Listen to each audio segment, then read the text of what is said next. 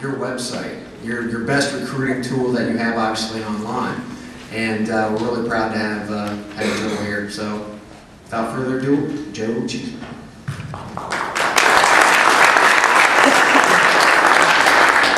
Thank you, Chad. Everybody hear me okay? Sounds pretty good. The reverberation on Chad was the metal plate in his head from his time in the military. Wow. Keynote for the direct employers meeting. That's pretty nerve-wracking stuff. This must be how Kevin Federline feels with a job application. But yeah, I'm primary business is SEO. Chad mentioned I have a firm called HRSEO, but Cheezhead is my blog that I started really on a whim, and it's really, I'm an accidental success story in the fact that I can come and talk to you guys today. Talking about search engine optimization, Google, some pretty wild stuff. For some of you, I don't know how advanced some of you are, some of you may be less so. So I'm going to do my best to make this as much 101, but also make it valuable for those of you who probably know some of the stuff that I'll be talking about today. And in light of that, everyone here know a company called Google? Raise your hand. Everybody use Google? We're going to get along famously.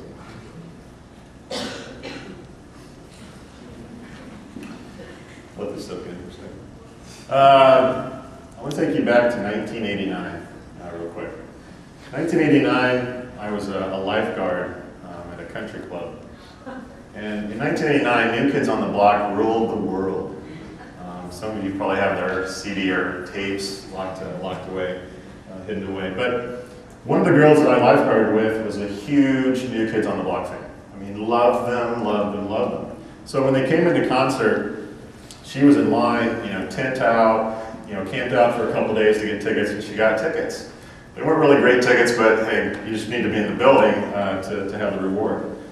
So she was really excited about that. We were like, yeah, big deal, New Kids on the Block, who cares? But she was, there was a radio contest. Win New Kids on the Block concert, go backstage, meet the band, have dinner with them, comb Jordan's hair, I mean, the whole 9 yards, right? You have to do it all. So when she won these tickets, she had these 2 extra tickets available. And she came into the lifeguard unit and said, hey, I have 2 tickets, is anybody interested? Well, the knee-jerk reaction is, no, we're not interested. But, when you're a teenage guy, you start thinking a little bit, and you say, would I like to be around thousands of teenage girls who are really charged up about what you guys on stage? So, a buddy of mine that was also a lifeguard, we thought, man, let's get these tickets, man. We're going to be the only guys out there. We're going to have it made. Sure enough, we bought them, went out there, and we might as well have been invisible at this concert. They were all about Donnie and Joey and those guys. They could give, 2 cares about us. And it was interesting from a marketing perspective because there was no way that we were going to cut through that clutter. There was no way that we were going to be noticed. And you in your everyday life, as a marketer, is sales, which is really what recruiting and employment is you're having to deal with this same kind of clutter and cutting through that. And as Chad mentioned, all the plethora of services that are out there, it's getting tougher and tougher to cut through that clutter. Don't worry, it's not going to be a boy band presentation. How many of you own this album? Right. How many of you have a friend? How many of you have a child that owns this album? This album was huge. It came out in April or March of 2000. In its first day, it sold 1.2 million copies. In its first week, it sold over 2 million albums. It was the biggest album of all time, and it still is today. And when it came out, the record industry was really excited. They thought they had figured out the solution. We found out the recipe. A bunch of good-looking guys can kind of dance. We'll write songs for them, somewhat of a voice, and we'll sell a ton of albums. But while this was going on, in 1998, there was a little thing called Napster, which you guys might be familiar with. And Napster enabled people to exchange music online. It was illegal, and eventually, they squashed it. But what it really came to symbolize was the fact that people can get music online all kinds of music. And the segmentation of music is such that these kinds of blockbuster albums really don't happen anymore. And that kind of leads us into what's called the long tail theory, the long tail. And it's a blog and it's also a book that I recommend you reading if you want to check it out. But the book really analyzes how, when I was a teenager and I wanted to buy something, an album, I generally went to a record store. There was a limited amount of space in that record store. They usually didn't have something that I wanted, but I usually bought what the record stores told me to listen to. I listened to what the radio stations played or what the DJs thought was cool, and it was really limited. And when the internet came out, that went away. And you look at things like iTunes and Rhapsody, and even Myspace to a certain degree, the level of music and the amount of music that's out there, the choice that you have is incredible. And that has brought about a problem that I call information overload. Because of the internet, we have 500 cable stations, we have 10 billion pages online indexed, we have 19 kinds of Oreo cookies. I mean, we're so inundated every day with so much information, so many products, so many launches. I'm sure you guys as employers get calls every week from companies that you've never heard of. We're a startup and this is why we're cool and we're better than everybody else. And what happens is, for the most part, is that people tune that out. Screaming at me doesn't work, Super Bowl ads don't work, cute monkeys at the workplace don't necessarily work. What I'm concerned about, and the average person at home is concerned about, is what's for dinner tonight? What time's my kid's soccer game? Who's getting voted off Survivor this week? I mean, these are real serious issues that people are concerned about. So, for you, it's like, what medium is out there for me to capture the audience that I want to get in front of? Which leads me to Google. The amazing thing about Google and search engines in general, I'm going to focus on Google because they're the 800-pound gorilla in the search market, is that Google allows people, when they have the intent to do something, to do it at that moment. So if I rip my jeans, I can go to Google and find out who sells the same kind of jeans that I like. If I get laid off, or my spouse gets relocated to a new city and I need a job in that city, people are being trained, and the behavior of people today is, I go to Google. I Google it. What company's hiring? What are they about? So you go to search first to find out where to go. And Google is just such an incredible company. And if you read Cheezhead, I don't know how many of you do, but every day I probably write something about Google. And they're such a remarkable company, and we'll talk about some of the things that they're doing. But as an employer, if you're not acquainted with Google as a medium by which you can drive targeted traffic to your site, you need to. You need to, and hopefully this presentation will help you get your head around that. I'm going to use my laser pointer here. And I'm sure all of you have done searches on Google, so I'm just going to assume that you've gotten past the home page, which is the search box, and I've gotten to this page before. But I want to just break down loosely the anatomy of Google. When you do a search, in this case, we've done a search for jobs, it brings up, obviously, search results. But what you see that's interesting, and a lot of people don't know how Google makes all their money, and Google is essentially an advertising medium.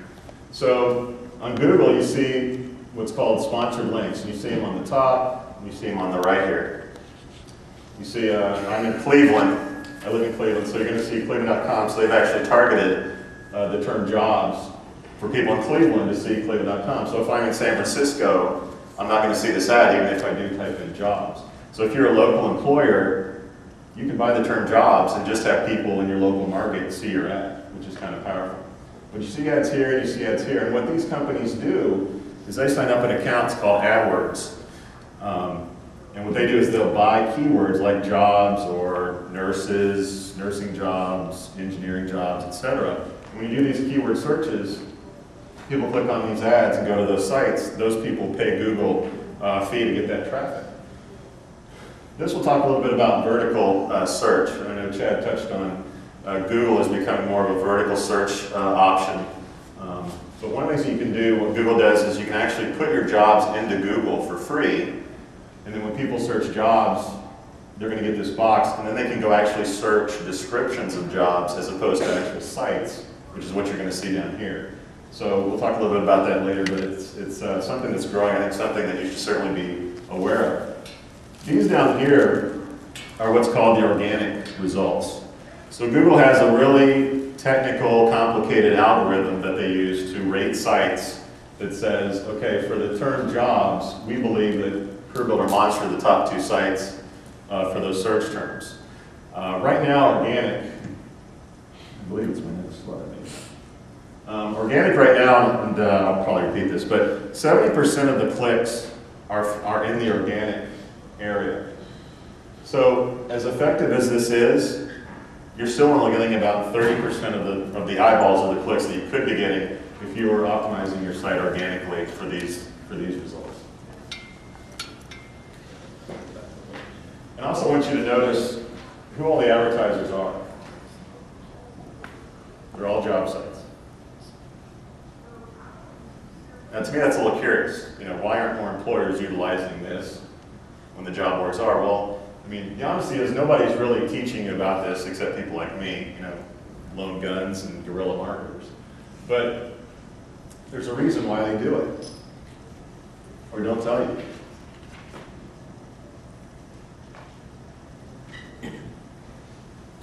Piper Jaffe did a study about a year ago, and they sat down and said, online, what is your best cost per acquisition? What out there gives you is the lowest cost to acquiring new clients, customers, people to your website?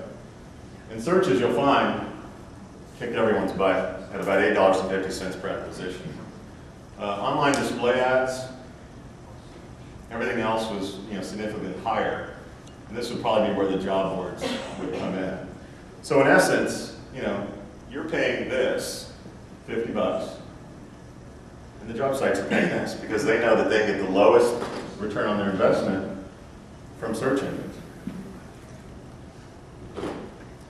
PPC. Who knows what PPC means? Pay-per-click, actually, but pretty close.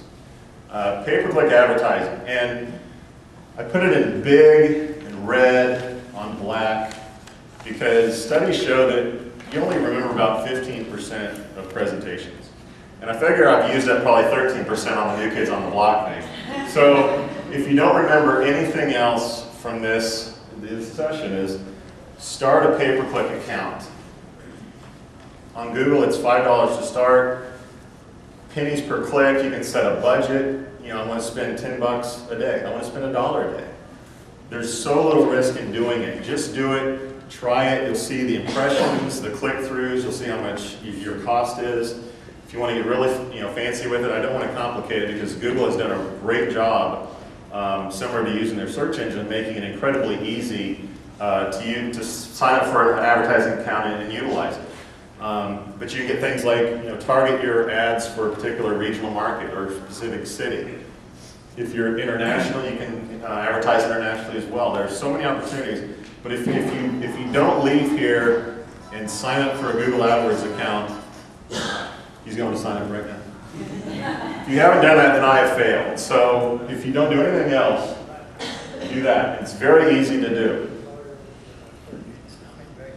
Go to Google. It's a very simple site. You're going to see a little link here at the bottom that says advertising programs. That's going to take you to a page, and one of the options is for advertisers, which is you, Google AdWords. Click on that. It'll take you through the sign-up process. And then I didn't capture the whole screenshot because it's not really necessary. But from this, you can manage your campaign, create your ads. They're text ads, so you don't need to go to marketing for any kind of visual or images. Google does do that, but it's a very simple system that's been incredibly successful for them. Google is a very successful company, and a lot of it is because of how easy they've made this process. You can do reports, you can get reports emailed to you and find out every week without going there. How's my account doing? How's my advertising efforts going? Google actually has a free analytics package. So if you want to know where your traffic's coming from, what's your rate on return on investment for your accounts, you can do that as well. But if you don't get anything else from this conversation, go home, sign up for a Google AdWords account. And again, just quickly, when you do that, you're going to show up in the sponsored advertising areas. And when people click on that, you're going to pay Google a fee. part of that. I also want to touch on real quickly, you're not strapped to use job-related key phrases. Think about terms of skill sets that you're looking for that may not necessarily be job-related. So if you're looking for nurses, if you're in the Chicago area, maybe Chicago Nursing Association, or if there's a certain technology in healthcare nursing that is hot and people are searching that key phrase, feel free to buy those and promote jobs in your company. That's a way to get passive job seekers to your job. So someone searching the latest nursing technology may not be looking for a job, but they may be kind of sort of looking for a job. They're looking on Google for that technology. They see your ad, click over there, and you got a passive job seeker on your own website, which is powerful. Another thing that Google has, basically called the content network. So all these websites out there, it's actually the second or third largest advertising network out there online. They're about 2.5 billion page views per day. And what happens is websites from small publishers like bloggers to big companies like CNN and New York Times, etc., what they'll do is they'll put Google's code or advertising code, in this case it's actually Yahoo, and when people search a page or look at a page on this site that maybe deal with Osama bin Laden or Saddam Hussein or whatever, you're going to get served ads that are related to the content of that page.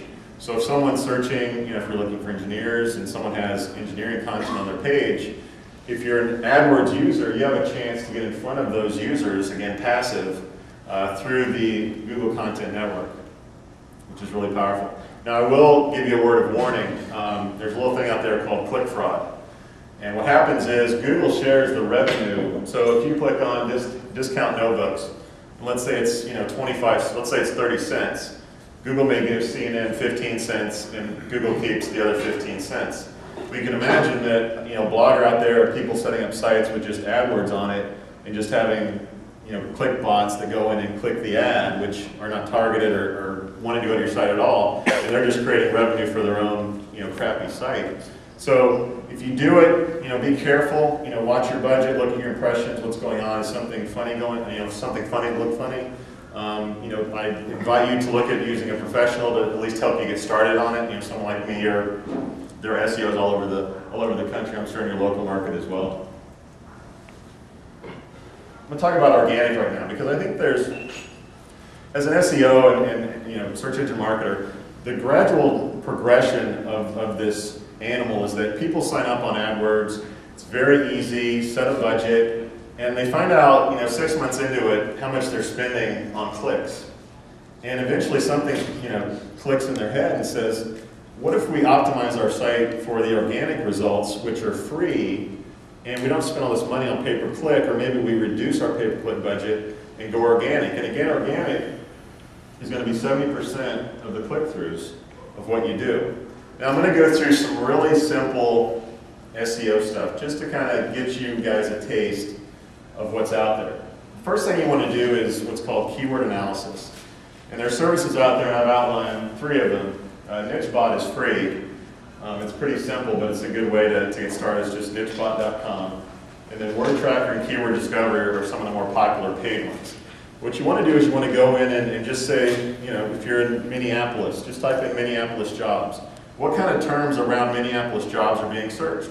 Minneapolis nursing jobs, Minneapolis RN jobs, etc. This will give you an idea of the opportunity you have and what kind of traffic that you can gauge from optimizing your site from an organic standpoint. Content, content, content. It's very important. And employers, to a large degree, really miss out on content because jobs and job descriptions are content. The problem with so much of it is that you guys go get hire an ATS provider. All of your jobs are searchable, which spiders don't do. Spiders can't go in and search a site. You have to create your site so that they can find the content easily. So a lot of you have hundreds of thousands of jobs that is good content that should be spidered and indexed, and it's not. So I invite you to talk with your ATS provider, talk whoever internally if you're doing it in-house. How do we get our content indexed, and how do we get it aggregated? Google also has a service called Sitemaps, which is a little more techy, but you can actually feed Google your content, whether it's in their main search bucket, or you can also look at Google Base. You can feed your jobs to them for free as well. In fact, most of the job sites that you're using right now are probably feeding Google right now. You might not even know it, but that's going on. Another thing that you want to do is look at, how can we add content, how can we add pages that will help us get found on search engines. So if you're looking for nurses, engineers, something that's really hot and heavy, make sure that you're creating content, which is really just creating pages around that content. Make sure that it gets spidered and people find it and go to your site. We'll talk about blogs a little bit. Blogs are great ways for you to go to your IT department, say, set this up. Bill can figure out a blog. I know that you guys can too, and Chad, the Chad. And you can create content without knowing HTML, without knowing how to make a web page. But if you set it up, it's very easy to do, and you can create content that is search engine friendly and it can help you get found on search engines. Who's not familiar with .jobs? Actually, a better question is, who has a .jobs domain? Okay, about 30%. .jobs is basically, if you know what .com is, if you know what .edu is, you know what .jobs is. So if you're Coca-Cola, you might buy Coke.jobs. So when someone types that in the browser, you're found. One of the things that made me really excited about .jobs when it first came out was the fact that Google and search engines love trusted sites. They love things that they think they can look at and say, this is a trusted way, or this is a trusted site. And in the contrast to that, they hate spam. They hate people that set up spam sites and index content from on the web and just have no real value to their users. And if you look at .edu, which is the domain for colleges, if you look at .gov or .mil for military, all of these domains go through some sort of grading process. So there's some sort of human being, or there's some sort of mechanism that says not everyone can be, I can't be joelcheesman.edu. I mean, that just doesn't happen. So Google says that there's a built-in trust with this domain. Well, every .jobs domain goes through a human editing process.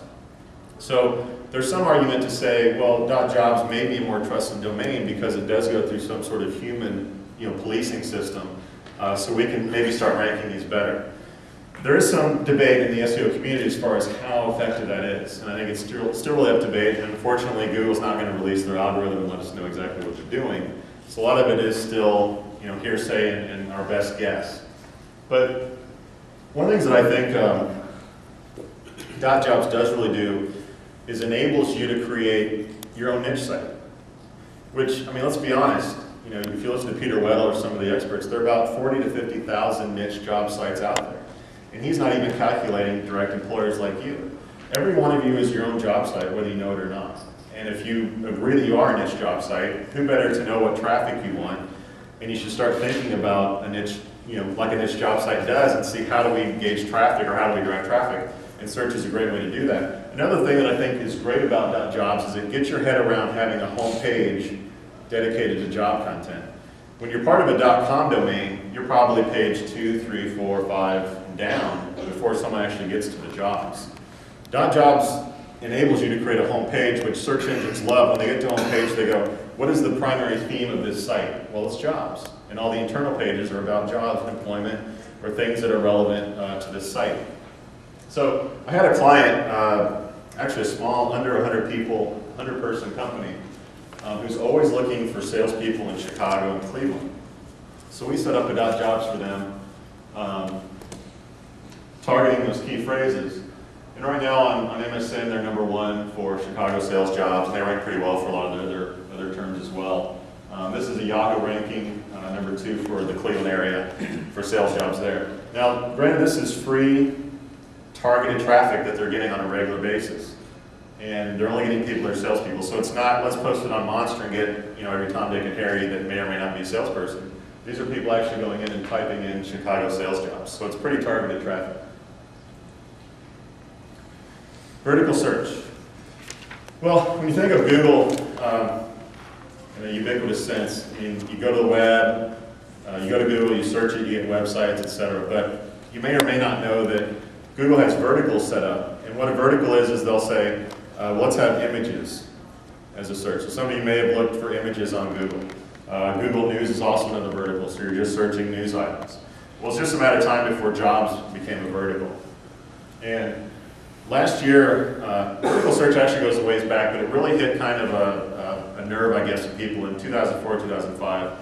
You had sites like Indeed, Simply Hired, and Work2 at the time, which then was purchased by Jobster, come into the game, and enabled people to actually search job descriptions. So instead of searching Chicago sales jobs and just getting websites or web pages dedicated to those key phrases, you can actually go into a vertical search engine and type in sales jobs and funnel it to Chicago and actually get job descriptions that are pretty fresh in real time, aggregated from all over the web. So an Indeed will go in and they'll spider Career Builder, Monster, Craigslist, all these other sites, so someone can just go to one place and get all that job content. Now, one of the things that you should consider as an employer is that you can upload your own content to these verticals at no cost. You don't need to post on Monster to be on vertical search engines. And I think Paul Forrester, president of Indeed, is back there. You guys are the number 4 job site traffic-wise? Pretty close? What you're looking at, media metrics or Alexa, but we're up there around Top 5? Yeah. Okay. I mean, Indeed is a top 5 job site, which again uses search to get people to your jobs. You could upload directly into Indeed at no charge and have your jobs there. These are some of the ones that came out. Surprisingly, how many of you use Hot Jobs? Of those who raised their hand, how many of you know that Yahoo Hot Jobs is spidering the web and putting content from all over the web onto Hot Jobs? So you could be on Hot Jobs and not even be paying for Hot Jobs. So a lot of you probably should have raised your hand because you're probably on Hot Jobs, whether you know it or not. Google Base, which we talked about. Google doesn't actually go out and spider content. They want you to upload it directly into them. It's kind of a way for them to control it. Obviously, eyeballs for them means more advertising dollars, a little more control. They keep away from copyright issues or other issues like that. Microsoft, a little company some of you are probably familiar with, also launched Windows Live Expo recently, which is also a free classified offering, which is really trying to be localized. They're really playing off the Craigslist model for that. Get the job, kind of a new player in town. Their goal is to just index direct employers. So they're not going to go to Monster, Career Builder, et cetera. They're going to go to Brass Ring, who's powering X employers, and put those sites and direct traffic directly to your website as opposed to direct traffic to a job board. Another thing to add is, obviously these guys have to make money. And for a lot of them, actually just one that I know of, is utilizing their own pay-per-click solution, which is Indeed. I'm sure Paul will talk about it tomorrow when he speaks. But just like Google has pay-per-click advertising, Indeed has pay-per-click advertising as well. So I invite you to look, come to Paul's session and learn more about the pay-per-click opportunities on the vertical search engine. Oh, man.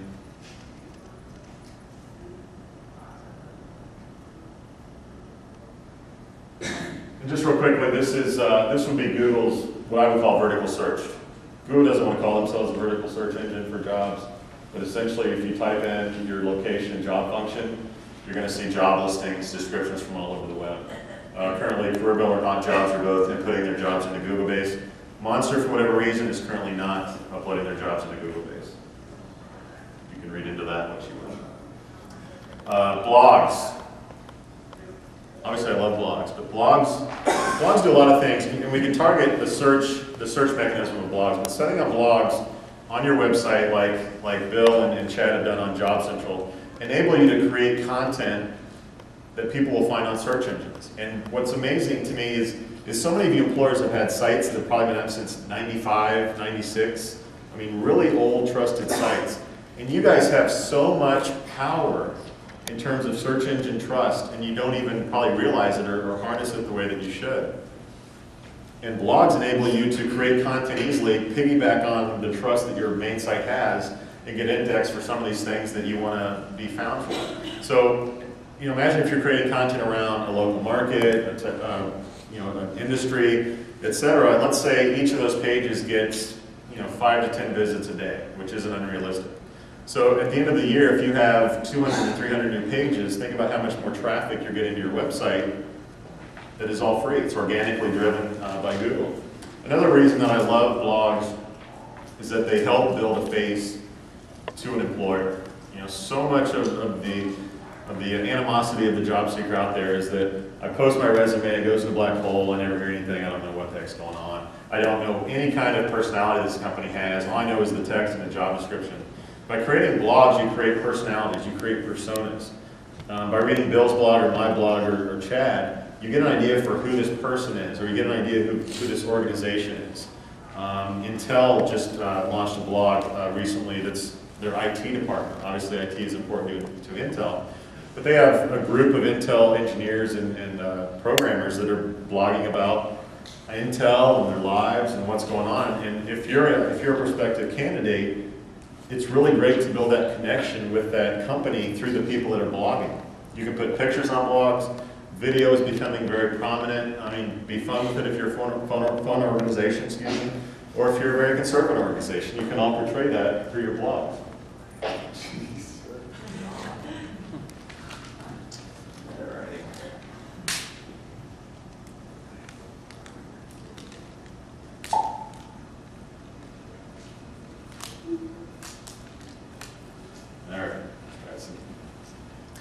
Here's an example. I'm an SEO, so Matt Cutts is probably the main spokesperson for search engine optimization and how to build a website and what Google's doing to the blogosphere. So if you're a search engine optimizer like me, you read Matt every day.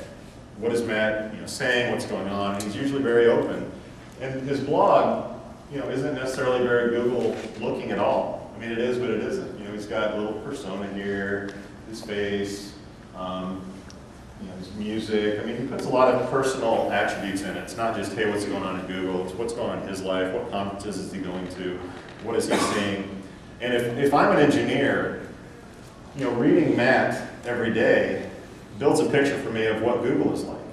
What kind of person works at Google?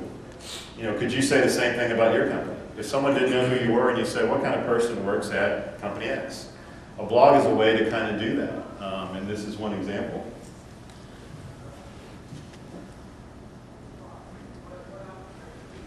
Who here has a MySpace page? You guys are losers. MySpace is huge. MySpace is off the chain. Its growth rate is about 3 times what Google's is. There's some debatable statistics that says over 50% of MySpace users are over the age of 35. I'm not exactly sure if that's just because people are saying that they're 100 years old when they sign up for MySpace, or if those are real metrics. And I like to think that the people that are doing it are doing real stuff. But consider, if you're looking for people, in social networking, don't be afraid to have your company have a MySpace page. Or use it as a marketing tool to get your name out, to get searched. Another thing to talk about is that Google recently signed a $900 million deal, I think for the next 8 or 10 years, to actually power the MySpace search engine. So if you thought Google was pretty big before, now they're going to be running the search engine at MySpace. So all of your searches and organic efforts of ranking well on Google are now going to hopefully take hold on the MySpace. But this is one thing, if you're familiar with Honda, the advertisement with the crab, and the crab goes like pinch. Well, anyway, they had this thing that said, we're going to lay off the crab, and you can go onto our site, vote to keep the crab around, or sign the petition, and the crab actually has his own MySpace page. So this was kind of a creative way, that's kind of job related. The crab got fired, da-da-da. And they're building up brand recognition for Honda's MySpace page and the crab and building that persona. Another great example is the Marines. MySpace is an incredibly effective tool for the Marines. If you listen to Stephen Rothberg from College Recruiter, they're recruiting hundreds of people a week through MySpace. And the Marines have set up this page. You can put Marine wallpaper on your desktop. There's video. Obviously, there are commercials. If you're not familiar with MySpace, you can sign up to be a friend of the page. So the Marines have all these friends that want to know about the Marines, and they all communicate together and talk about their experience in the Marines or what they're doing. You know, could you do the same thing in your company? You know, consider that. Think about it. If it's a good fit, you know, why not do it? There's no charge to start up a MySpace page, and the traffic that you're going to get is going to be pretty huge.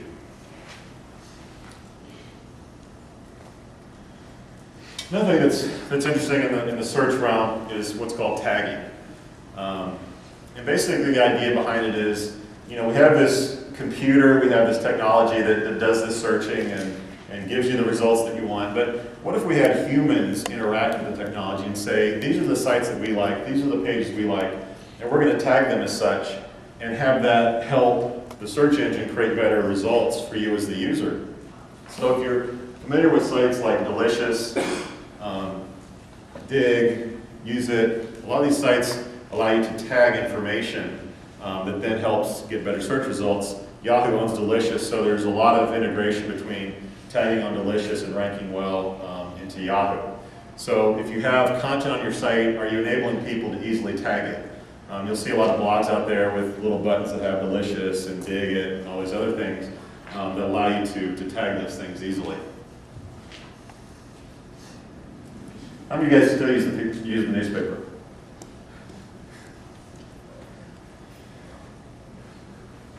We'll talk about this briefly then. You know, one of the things that you know, people are so set in their ways in terms of newspaper advertising, and putting the ad up, and you know, putting our .com address, and hoping that traffic comes. And then we have a little pull-down menu on our ATS that says, "Hey, where did you hear about it?" And you hope that they put newspaper, even though most of the research says they just pick the first thing and then keep going. But one of the things that Google did actually was really cool. What they did was they created a newspaper ad and a magazine ad as well, talking about one of their engineers. She had been over in Eastern Europe, had immigrated over here, told her story, and actually set up a URL that was google.com/ and her name. So Google knew anyone going to that domain was directly correlated to that ad campaign. It wasn't just go to google.com and find our jobs. It was go to the specific page so we know what our return on investment is for this campaign. And also it was very creative. It wasn't just, hey, here's our jobs, or here's a job description and apply to it. It was something creative and outside the box. So think about your own company. What can you do if you use newspaper advertising or magazines to be more creative and also better track what your results are from that? Anybody use radio? You got a big budget, right?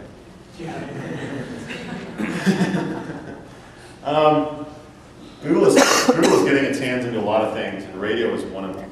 About a year ago or so, they bought a company called DMARC, which essentially enables you to go to your AdWords account, pick radio stations that you want, automatically upload that audio into your AdWords account, what time you want it to show, all these things that you can provide. So you don't have to go to a salesperson and say, we want to run ads. You don't have to go to your agency. You can actually create the ad yourself or have an agency do it. Upload the file to Google and start running it on DMARC's network, which is pretty big. So if you're using radio, Google is also helping you get into that market as well. 3D, this is probably one of the most exciting things right now on the web. It's video. So when SEO is talking about three-dimensional, they're basically talking about video, three-dimensional search. So if you're familiar with YouTube, if you're not, you guys are all losers again. YouTube just bought by Google for $1.5 billion. Google Video has its own solution. Yahoo has its own. Myspace is actually a larger video provider than YouTube is. So video is really, it's really grabbing the attention, the imagination of marketers, users, and what's going on. And I'm starting to test what video does in terms of Cheezhead's traffic. So if you notice, I'm videotaping this presentation. This will go onto Google Video and all the other aggregates with my watermark that is Cheezhead, and we'll see what kind of traffic is going to be generated from video. But I wanted to take a quick commercial break, actually, and show you.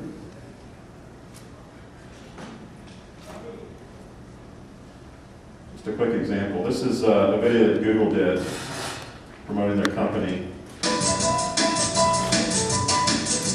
about 5 minutes long. Oh, hey, Jen, how you doing? Hey, Nick, how are you? Pretty good. What's up? Oh, not much, but we're making a movie. Oh, I'm sorry. All right, see you at the Tech Talk. Yes. Hi, I'm Tim Fitzpatrick, and I'm an engineering director here at Google. We thought you might like to learn a little bit more about what life at Google is really like. So let's go talk to some of the people who know firsthand. Goranka Bieda is an engineer and technical lead in our QA department. Goranka, you've had a pretty interesting career path.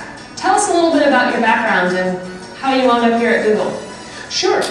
Immediately after finishing my PhD, I joined Purdue University, where I spent 7 years as assistant and associate professor.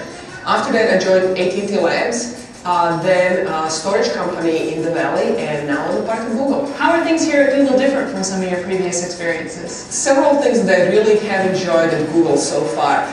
For one thing, you're surrounded by very bright, very enthusiastic people, and things happen really quickly. My biggest frustration at some of my previous jobs has been that you would come up with the idea, and by the time it went back up and came down and a decision was made, it could be years before anything was done. Here, things seem to happen on the order of days or weeks. You know, life at Google is about more than just work. The Googleplex here is designed to make life for people not only as productive as possible, but also as pleasant as possible. Just ask software engineer Lauren Baptist. She came to Google and never looked back. It's been a really easy transition. The Bay Area is a fantastic place to live. The weather is great, the people are great. You've got San Francisco just 40 minutes away from Google. What about the mentoring program? Has that been helpful? It's been really helpful. As you know, you were my official mentor when I joined, and you were, of course, extremely helpful to me. And over the past 4 years, I've had a lot of unofficial mentors as well. Lauren, you've been here for almost 4 years. What's exciting about the work that you do? Well, the problems are really, really interesting, and we're working on a product that millions of people use. I mean, that's really exciting. It's fun to go to a party and meet people who've used Gmail, which I worked on for the year.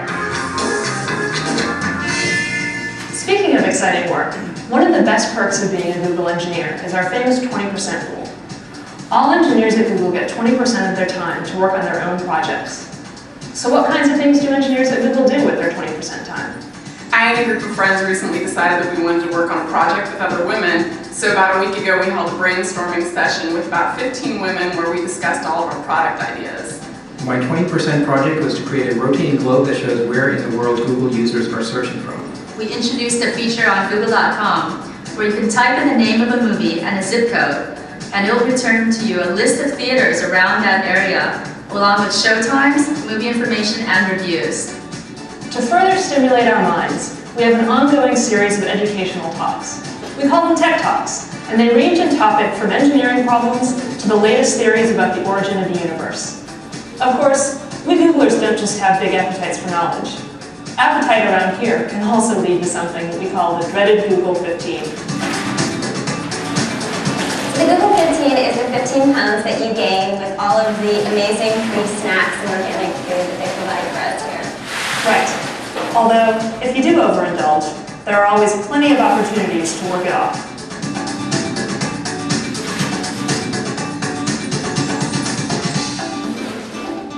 As you can see, balancing life and work is very important to us here at Google. For all the moms and dads that we have, Google's new Child Care Center just may be one of its most valuable programs. One of Google's parents is Leora Wiseman, a software engineer and mom to 2 kids. I had a baby about 8 months ago. It was really convenient. I had some time off before, and 12 weeks after, I got takeout right after the delivery for 2 weeks for my whole family.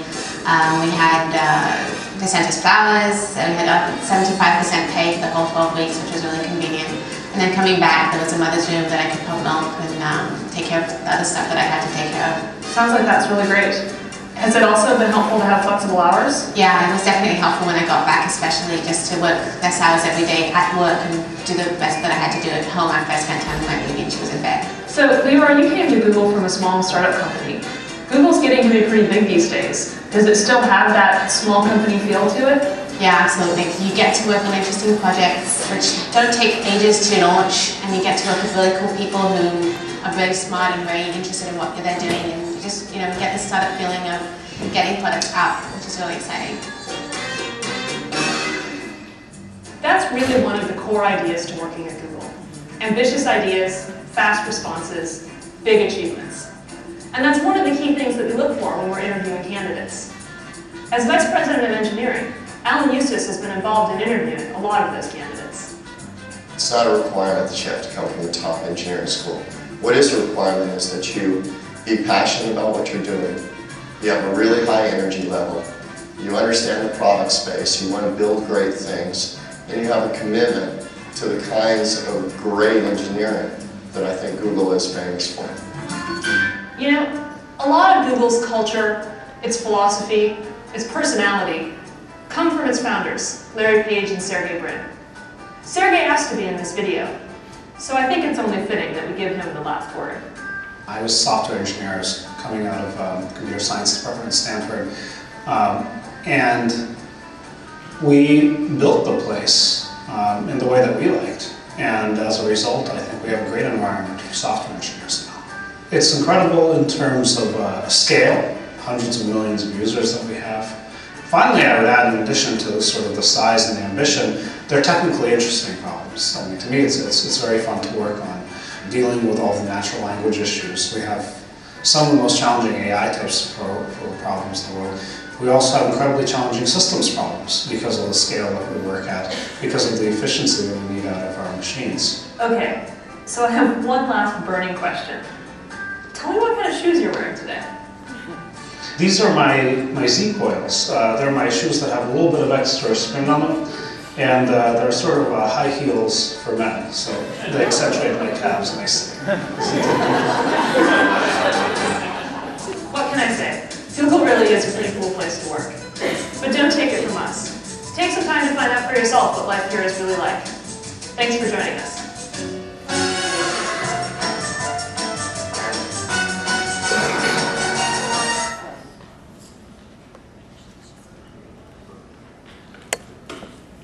So who's ready to go work for Google?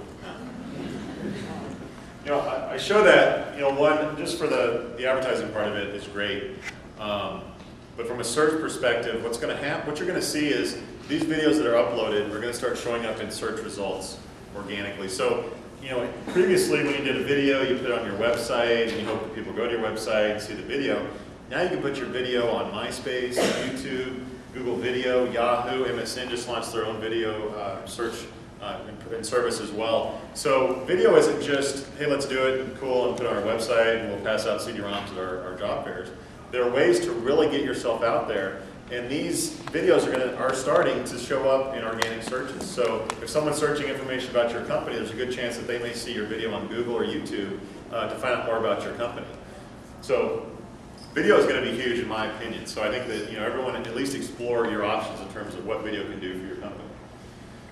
I want to talk a little bit about the funnel. And if you're all marketers or familiar with the funnel idea is basically this. The old way of thinking about it is, you know, advertising and marketing is like a funnel. So let's advertise in the newspaper, on Monster, all these big job sites, have everything come in a funnel. And as they go through the system, they'll get filtered out. We'll sift through them. We'll go through our 10-page ATS system to search for a job and then leave after page 3. And then by the time they get to the end of the funnel, we'll have the best of the best. Well, my opinion is that the funnel idea doesn't work so well with employment, because what usually comes out of the bottom in the system is the most aggressive, most needy job seeker available, and not the most passive ones out there. So I want to kind of shift the funnel around and think about a few things. And the first one is, I'm actually stealing off Seth Godin, if some of you know Seth, a real marketing mind in my opinion. Seth talks about turning the funnel around and turning it into a megaphone. What are you doing in your organization to give people a megaphone that are fans of yours? You know, if you send out an email, are you making it easy to forward that? Are you making it easy for people to spread things that you're doing that are remarkable? Are you on Google Video so people can share that video with other people who may be looking for a job or may be perfect for this position? If you're not giving your best employees a megaphone to talk about your company and how great it is, you're definitely at a disadvantage. And when I talk about the funnel, I talk about turning it upside down. And what search helps you do that, because search helps you get the most targeted, specific individual into the funnel. So what I talk about is closing the funnel, making it more targeted. Don't throw everything in the top. Put only the most strategic people in the top, but then make it as easy as possible to get to the bottom, to get to be an applicant, to get to be an interviewee in your organization. I think if you start thinking about that, you're going to be better off. You know, I laugh at, you look at Amazon and other e-commerce sites, if Brass Ring was running, powering Amazon's payment process, they'd be out of business because it's so kludgy and so complicated. How easy is it for your users to apply to a job?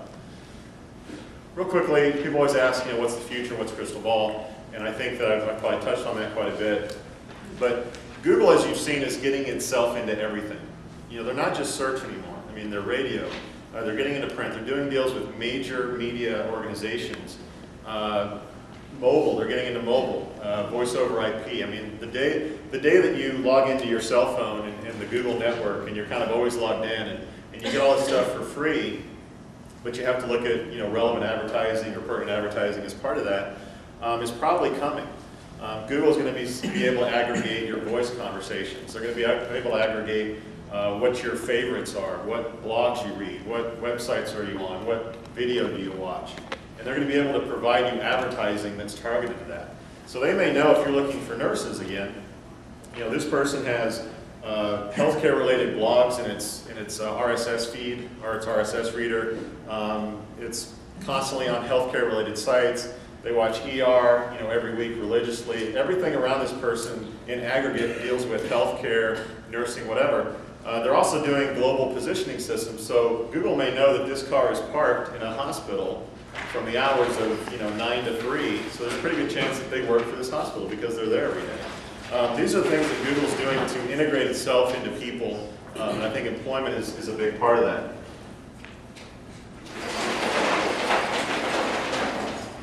We got plenty of ice people.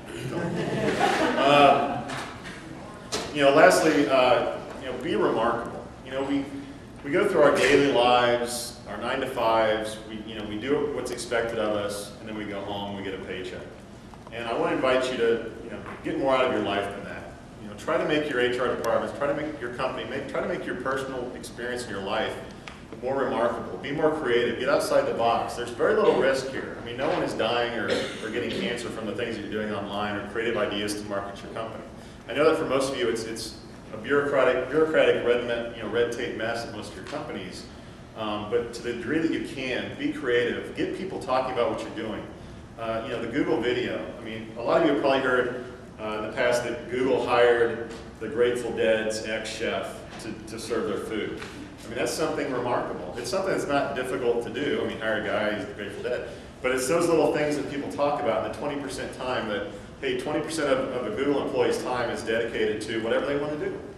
That stuff is remarkable. And I think that you should be looking at your own organization to create remarkable experiences that people talk about. So, in closing, I tried to get a good book in with the boy band thing. And it was kind of tough. I couldn't really get a good one, but the best thing I got was, if you're familiar with the NSYNC song, Bye Bye Bye, okay, so when you're looking at what you're doing marketing-wise today, look at what's working. Try Google. There's not a lot of risk there. Try these things that I've talked about. And I guess the word is, say bye, bye, bye to the things that aren't working. And I think if you look closely, you'll probably see that a lot of things aren't working as well as they could, and a lot of other things work a lot better. Thank you.